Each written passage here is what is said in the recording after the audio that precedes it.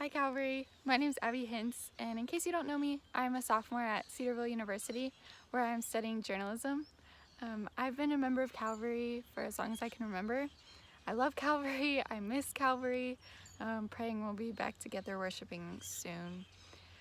Pastor asked me to get on here and just share a little bit about a time that the Lord really encouraged me through a season of a lot of fear and uncertainty, similar to what we're all experiencing right now.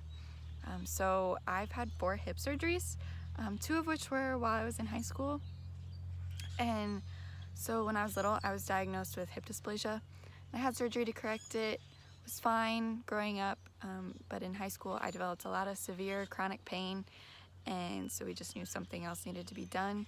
So that pain started early in 2016, and from there it was just a long period of waiting because most doctors didn't know what the next step should be, and meanwhile the pain was just getting worse.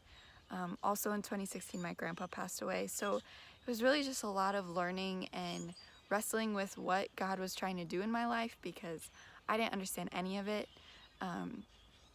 And so the Lord really broke me down and taught me to depend on Him in times like that and depend on His Word, because up until that point I was young and I really just wasn't in the Word like I should have been.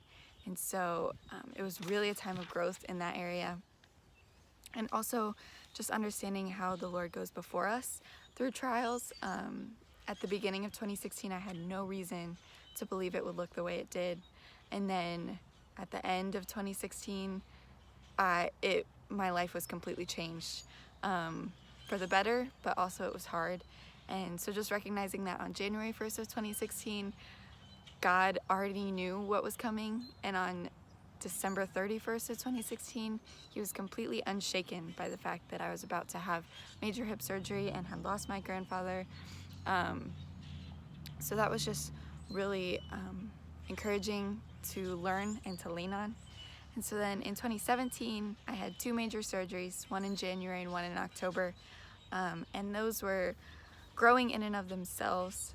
Before my surgery in January, my dad sent me a verse from 1 Peter 1, 6 through 8, which says, "In this you rejoice, though now for a little while, if necessary, you have been grieved by various trials, so that the tested genuineness of your faith, more precious than gold that perishes though it is tested by fire, may be found to result in praise and glory and honor at the revelation of Jesus Christ.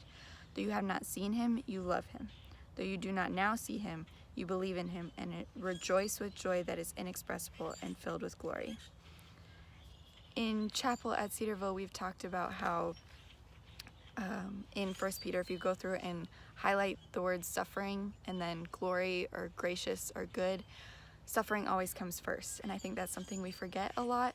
And that's just a lesson the Lord has taught me from 2016 till now, and continues to teach me as I recognize how quick we are to lose sight of His faithfulness. Especially after my surgeries, I was so quick to grow sorry for myself and not recognize how faithful He had been all my life, and trusting that He was going to be faithful again. And so I know in this season of uncertainty and fear that He will be faithful, and He is always faithful, and we can trust Him. So I just pray that we would all use this time to grow in likeness of Jesus, and that at the end of this, we would use our suffering to bring Him glory and look more like Jesus because of it. So I just hope this encouraged you, and I hope you all stay safe. Bye.